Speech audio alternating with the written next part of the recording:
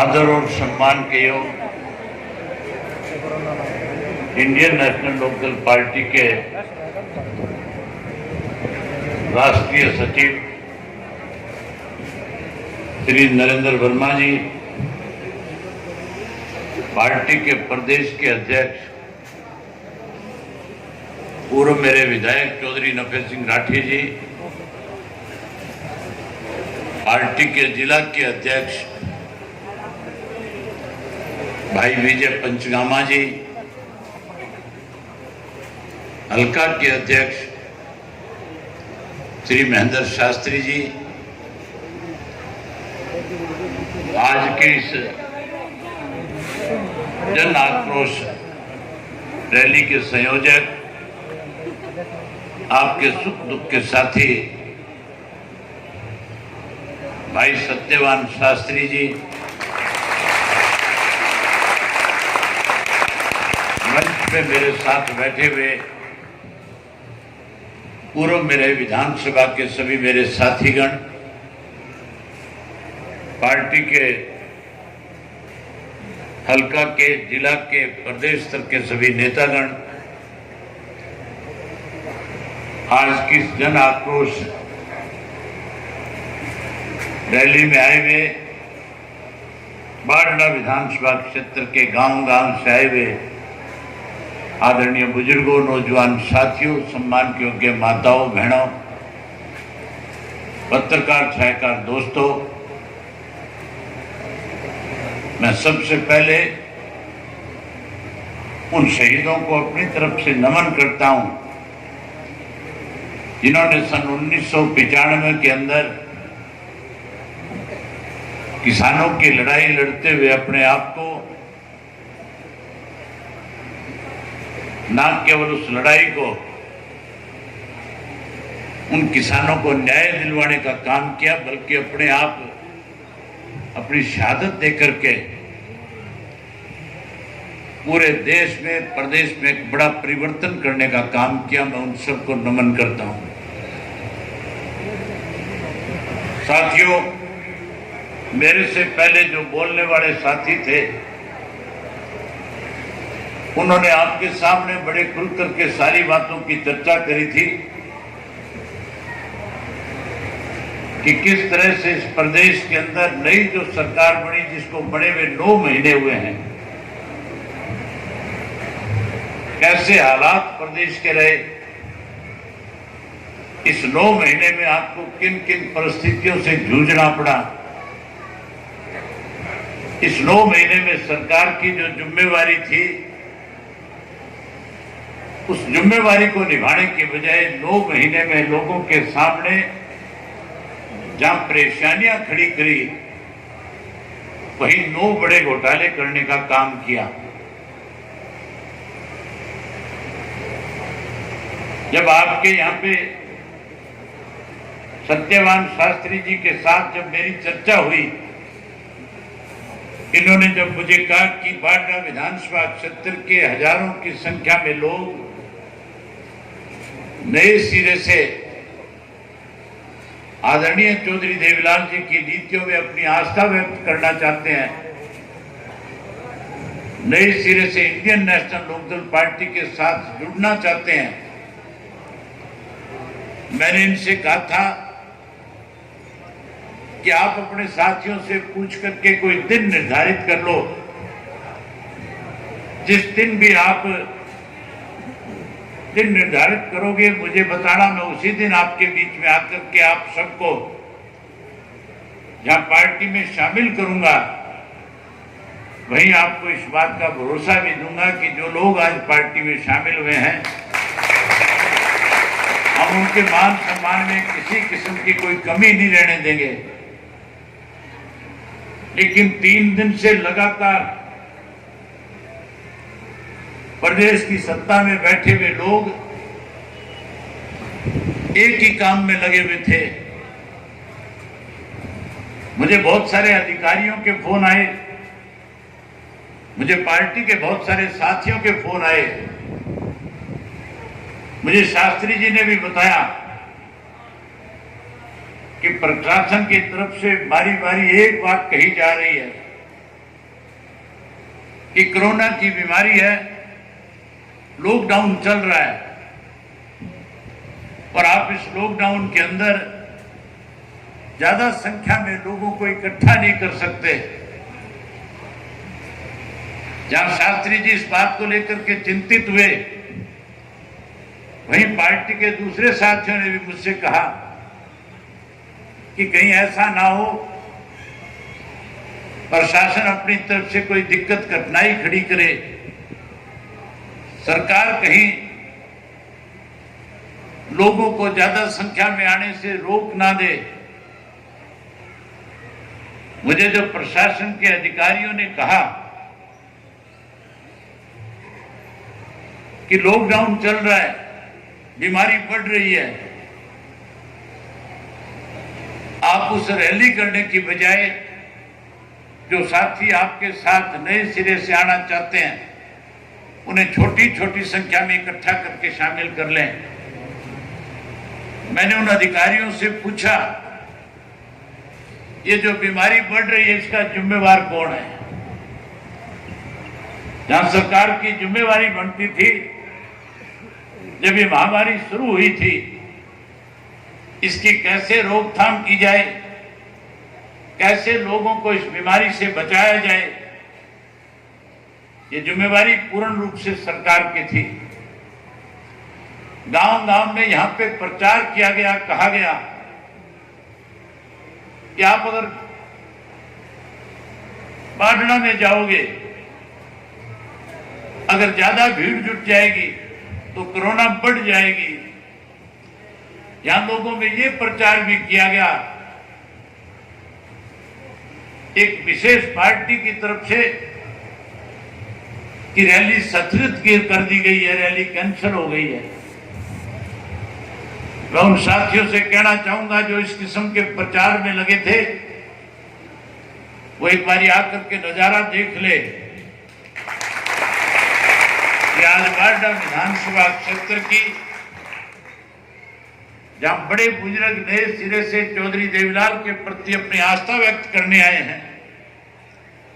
वहीं नौजवान साथी इस बात का संदेश देने भी आए हैं कि आने वाले समय में जिन लोगों ने हमारे साथ विश्वासघात करने का काम किया है, जब भी हमें समय मिलेगा, मौका मिलेगा, उन लोगों को सबक सिखाने का काम करेंगे। तो ये भी आकर के देख लें, ये जो हजारों की संख्या में माताएं बहनें बैठी हैं, ये माताएं बहनें घर से जब चली थी तो एक संकल्प लेकर के चली थी कि हमारे बीच में आकर के हरी चुनरी चौपाल के नाम से हम लोगों को तरह तरह के वायदे करके, हम लोगों को बड़ी बड़ी दुआइयां दे करके, जिन लोगों ने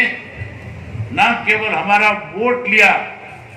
बल्कि हमारा ईमान खरीदने का जिन्होंने काम किया, हम उनको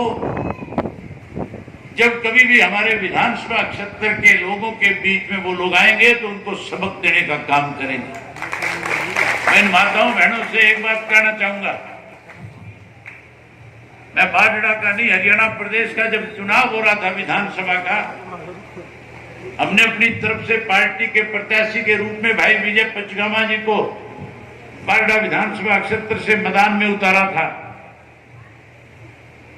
और एक जोजू कला के अंदर उस वक्त जहां पार्टी के कार्यकर्ताओं का सम्मेलन रखा गया, वही एक रैली का रूप उस वक्त लोगों ने देने का काम किया था। मैंने वहां लोगों के बीच में खुल करके एक बात कही थी कि आज जो आपके यहाँ पे जेजेपी से चुनाव लड़ रहे हैं, वो डवाड़ी के लोगों के साथ विश्वासघात करके आज आपके बीच में आए हैं। मैंने कहा था कि डवाड़ी के लोगों ने भाई अजय सिंह को 14,000 से ज्यादा वोटों से जिताने का काम किया था। उनके जेल जाने के बाद नए सिरे से जब विधानसभा के चुनाव हुए, हमारी पार्टी ने इसलिए यह फैसला लिया था कि अजय सिंह को यह कल महसूस ना हो कि तेरी गैर हाजिरी में तेरे परिवार के सदस्यों को राजनीतिक रूप से कमजोर किया जा रहा है। इसलिए हमारे परिवार में कभी किसी औरत ने उससे पहले कोई चुनाव नहीं लड़ा। हमारे परिवार की एक परंपरा रही कि कोई भी घर की महिला कभी भी राजनीति में आकर के चुनाव लड़ने का काम नहीं करेगी। लेकिन बावजूद उसके भी मैंने चौटाला साहब से विशेष रूप से आग्रह करके भाभी नैना चौटाला को डबवाड़ी से चुनाव लड़वाने का काम किया था। जहां चुनाव लड़वाया वहीं उन्हें उस चुनाव के अंदर विजयी वहां के लोगों ने बना करके कहीं अपनी आस्था इंडियन नेशनल लोकदल पार्टी के प्रति करने का काम किया। साथियों, जहां उनकी जिम्मेवारी बनती थी कि जिन लोगों ने उनके ऊपर विश्वास किया था आने वाले समय में फिर जब कभी चुनाव हो वहीं से लड़ना चाहिए था, वहां से चुनाव इसलिए नहीं लड़ रहे थे, उन्हें इस बात का एहसास हो गया था कि अगर गलती से डबवाड़ी से नॉमिनेशन फाइल कर दिया तो फिर डबवाड़ी विधानसभा क्षेत्र के लोगों के साथ जिस ढंग से तुमने वायदे करके विश्वासघात किया, उस विश्वासघात का बदला आप लोगों से लेने का काम करेंगे। इसलिए डबवाड़ी छोड़ करके बाडड़ा में आ गए। बाडड़ा के लोगों में खास करके इन महिलाओं के बीच में जाकर के कहा करते थे कि यहां पानी की बड़ी तंगी है। अभी मेरे पास एक दरखास्त थी, किसी ने 4 गांव के लोगों ने डिमांड करी कि हमारे यहां से जो नहर गुजर रही है उसमें पाइपलाइन लगाई जा रही है। उस दरखास्त में लिखा था कि अगर इस पाइपलाइन के जरिए ये पानी आगे चला गया तो इन 4 गांव के लोग जो हैं पीने के पानी से भी मशरूम हो जाएंगे। उन्होंने लिखा था कि आप हमारी इसमें मदद करें। जहां यहां पीने के पानी की दिक्कत है, किल्लत थी, वहां हरी चुनरी चौपाल के नाम पे कार्यक्रम करके महिलाओं को बरगलाया जाता था। कहा जाता था कि माताओं और बहनों आप एक बारी साथ दे दो, जो मटके आपके सर पे हैं ये मटके उतरा करके आरओ का पानी आपके गांव में देने का काम करेंगे। आरओ का पानी मिल गया होगा आपको, मटके तो उतर के होंगे सर से। तो जब आवा अब की बार तो पूछ लियो वो हमारे मटके कहा लेगी, तुम्हें पूछ लोगी कि नहीं पूछ लोगी?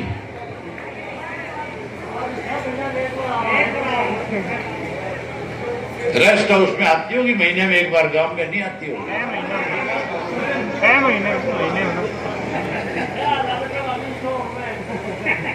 जहां साथियों आज आपको रोकने की कोशिश करी गई, जहां आपको यहां आने से रोकने के लिए तरह तरह के हथकंडे अपनाने की कोशिश की गई। बड़ौदा का उपचुनाव हो रहा है, अभी मुझे वहां ज्यादा समय लगाना पड़ रहा है। जैसे ही बड़ौदा का उपचुनाव खत्म हो जाएगा,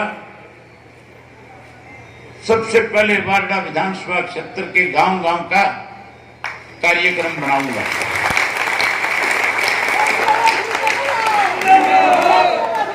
राम के गांव गांव में आऊंगा।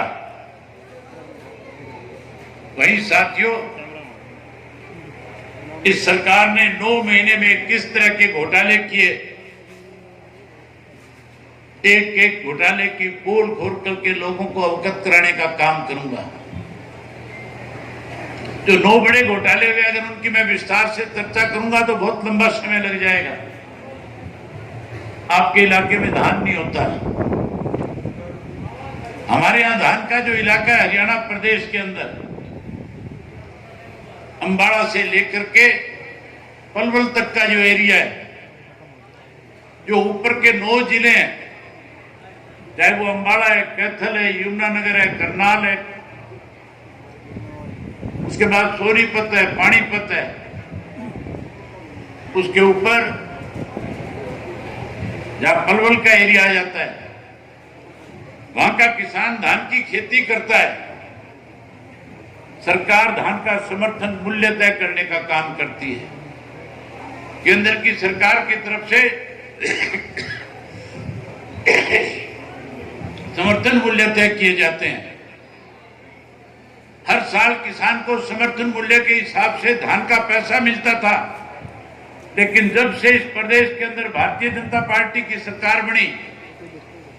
सरकार बनने के बाद जहां समर्थन मूल्य से पैसा बढ़ करके मिलना चाहिए था,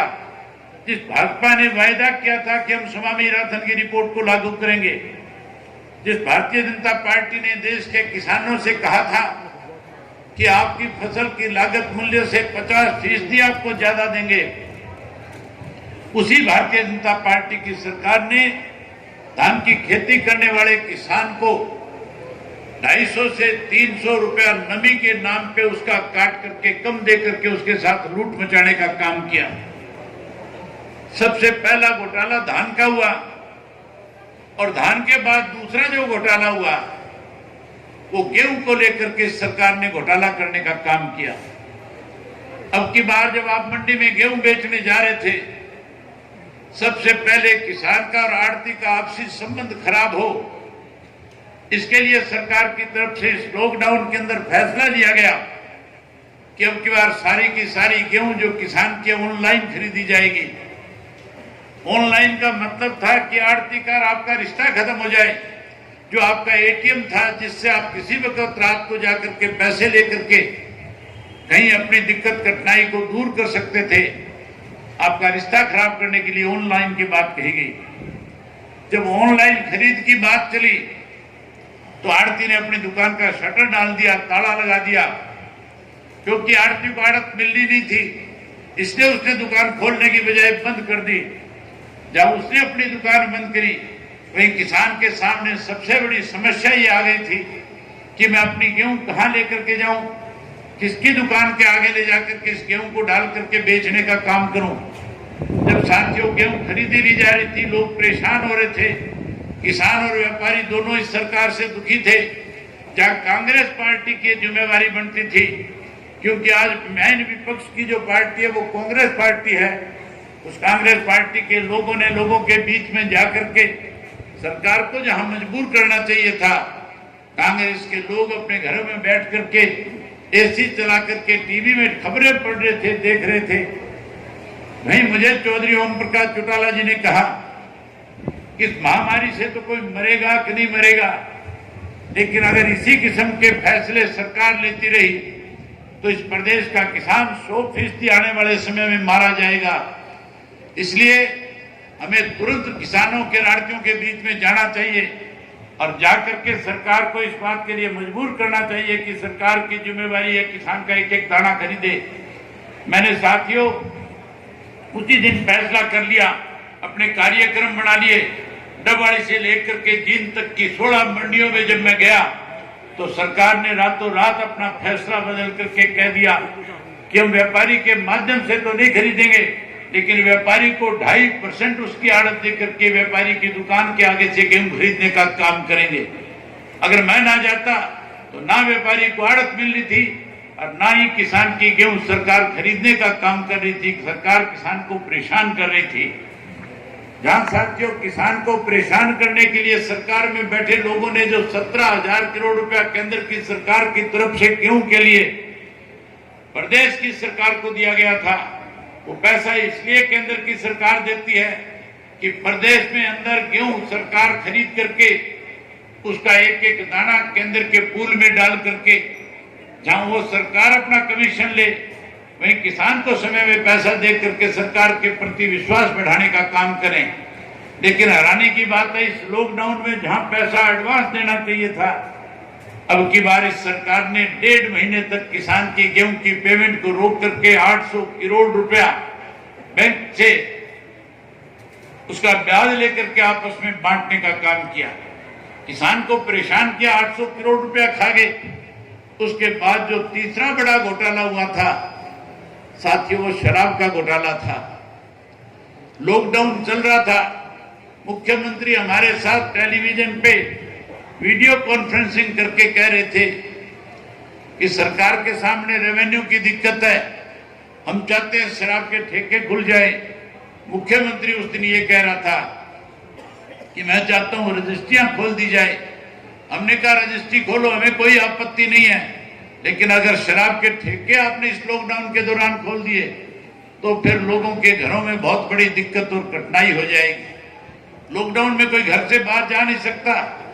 और जब शराब लेकर के कोई व्यक्ति अपने घर में पहुंचेगा, उससे आने वाले समय में बच्चों के बीच में बहुत से विवाद खड़े हो जाएंगे। मैंने मजाक के रूप में मुख्यमंत्री से कहा था, मुख्यमंत्री जी आपको तो इसलिए चिंता नहीं है कि आपके घर में ना कोई बच्चा है ना कोई विवाद है, आपको कोई कठिनाई नहीं है, इसलिए आप इस बात की चिंता नहीं कर रहे। शराब के ठेके नहीं खुले, लेकिन साथियों पूरे प्रदेश के अंदर जो 100 रुपए की बोतल बिकनी चाहिए थी वो 500 रुपए में बेच करके शराब का माफिया खड़ा इस प्रदेश में किया गया। जहां शराब के सारे जितने ठेके थे बंद थे, सारे जो शराब के गोडाउन थे जिनके ऊपर सील लगी हुई थी, इन बीजेपी और जेजेपी के लोगों ने मिलकर शराब माफिया के साथ गोदामों के पीछे से खिड़कियां तोड़ करके उसमें रखी हुई शराब निकाल करके लोगों के बीच में बेचने का काम किया। वहीं उसके बाद चौथा घोटाला हुआ था सरसों बेचने वाले किसान के साथ। राजस्थान से सरसों जाकर के हरियाणा प्रदेश के सरकारी गोदामों में रख दी। आज भी हरियाणा प्रदेश के किसान की 17,000 बोरी सरसों की उनके घरों में पड़ी हुई है। इसी तरह चने में हुआ, इसी तरह रजिस्ट्रियों के अंदर किया गया। जहां ये सारे काम, ये 9 घोटाले इन्होंने किए, वहीं साथियों उसके साथ साथ एक नया अध्यादेश और जारी करने सरकार जा रही है।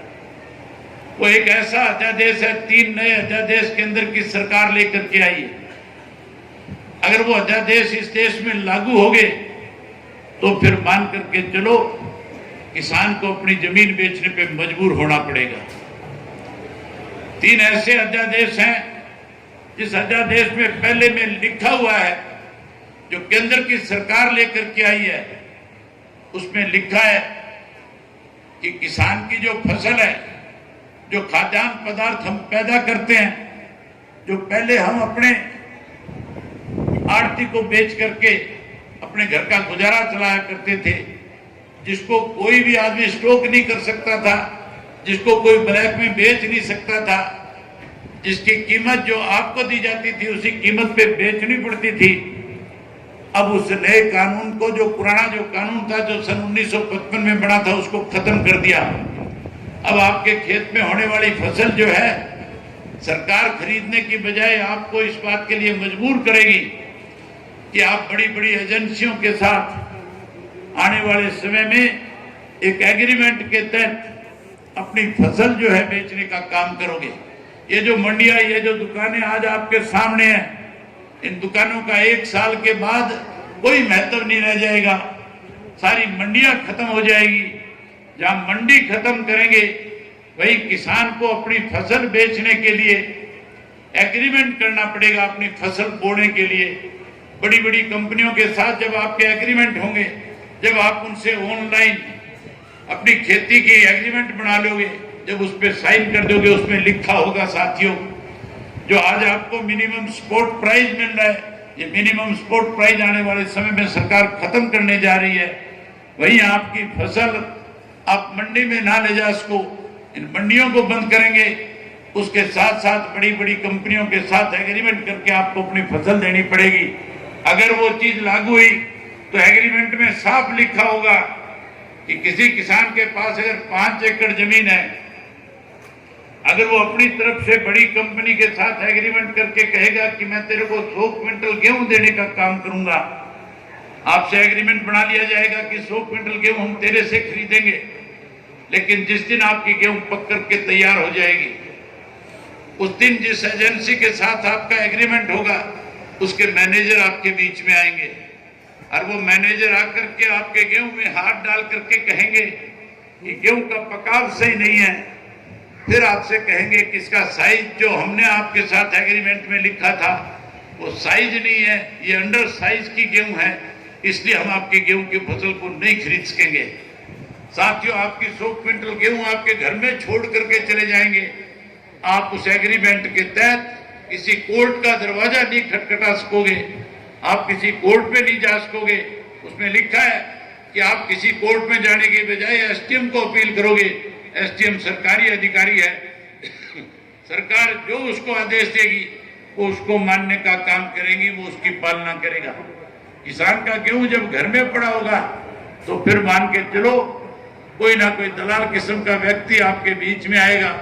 आपकी गेहूं की कीमत 500-700 रुपए कम करके आपको सस्ते में बेचने पे मजबूर कर देगा, ताकि आने वाले समय में किसान पनप ना सके, किसान आगे ना बढ़ सके। इसलिए साथियों, आज जो सरकार इस किस्म के एग्रीमेंट बनाने जा रही है, आज इस किस्म के रेजुलेशन, इस तरह के कानून बनाने के लिए अध्यादेश जारी कर रही है, ऐसी सरकार को प्रदेश देश से उखाड़ा जाए, इसके लिए आपसे एक निवेदन करने के लिए आया हूं कि आने वाले समय में जहां बड़ौदा का उपचुनाव हो रहा, उस उपचुनाव के लिए भी आप यहीं से बैठे बैठे वहां टेलीफोन पे लोगों से बात करो, उनसे कहो कि भाजपा से पीछा छुड़वाओ, कांग्रेस फिर से सत्ता में न आ जाए। अगर कांग्रेस सत्ता में आई तो ये भी कांग्रेस भी उसी तरह जैसे पहले किसान को परेशान करती थी। बड़ी हैरानी की बात है, सरकार जब ये अध्यादेश लेकर के आई थी, उस अध्यादेश के अंदर साथियों जहां कांग्रेस की जिम्मेवारी बनती थी उसका विरोध करना चाहिए था। इस देश के अंदर 10 राज्यों के अंदर आज भी कांग्रेस का राज है, जहां आज मुख्य विपक्ष जो है केंद्र के अंदर कांग्रेस की पार्टी है, उसकी जिम्मेवारी बनती थी कि इस अध्यादेश का विरोध करने की बजाय अखबारों में स्टेटमेंट दे दिया और कह दिया कि ऐसा अध्यादेश लागू ना किया जाए, जबकि उनको सड़कों पे उतरना चाहिए था, केंद्र की सरकार को मजबूर करने चाहिए था। अपने अपने प्रदेश के अंदर जहां कांग्रेस की सरकारें थी वहां इस तरह के मुजाहरे करने चाहिए थे, इस तरह का आंदोलन खड़ा करना चाहिए था, ताकि केंद्र की सरकार मजबूर होकर के इस अध्यादेश को लागू ना करती। लेकिन साथियों, कांग्रेस और भाजपा जो है दोनों सदा किसान की विरोधी रही है। उन्होंने सदा किसान को कमजोर करने के लिए नए नए हथकंडे अपनाने के काम किए हैं। इसलिए ऐसे लोग फिर से सत्ता में न आ जाए, ऐसे लोग फिर सत्ता के नजदीक ना फटके, इसके लिए साथियों आपने जिस ढंग से नए सिरे से चौधरी देवीलाल की नीतियों के प्रति अपना विश्वास व्यक्त किया है, मैं आपसे एक निवेदन करूंगा कि अब हमने सदस्यता अभियान चला रखा है, आप अपने अपने गांव के अंदर पार्टी के संगठन के साथ और नए लोगों को जोड़ करके जहां इंडियन नेशनल लोकदल पार्टी को नए सिरे से बड़ी ताकत देने का काम करें। वही एक मैसेज ऐसा इस पूरे प्रदेश और देश में दें कि जब 4 साल के बाद विधानसभा का चुनाव हरियाणा प्रदेश में होगा तो हरियाणा प्रदेश से जहां बीजेपी की सरकार को सत्ता से बाहर करेंगे, वहीं कांग्रेस को सत्ता के नजदीक नहीं फटकने देंगे। इंडियन नेशनल लोकदल पार्टी की सरकार बना करके किसानों के हितों की लड़ाई जिन लोगों ने लड़ी उनको सत्ता सौंपने का काम करेंगे। मैं उम्मीद करूंगा कि आप इस काम को अंजाम देंगे, आप इसको आखिरी अंजाम तक ले जाने का काम करेंगे। वहीं एक बारी फिर मैं सत्यवान शास्त्री जी का और उन साथियों का जिन्होंने अलग अलग पार्टियों को छोड़ करके इंडियन नेशनल लोकदल पार्टी में आस्था व्यक्त करी है, उन सबका स्वागत करता हूं, अभिनंदन करता हूं। वहीं किसान नेता उमेश सिंह जी जो आज इंडियन नेशनल लोकदल पार्टी में शामिल हुए, उनका भी स्वागत है, उनका भी अभिनंदन है। आप सब आए, आप सब ने मेरी बात सुनी, आप सबका बहुत धन्यवाद। जय हिंद, जय हरियाणा।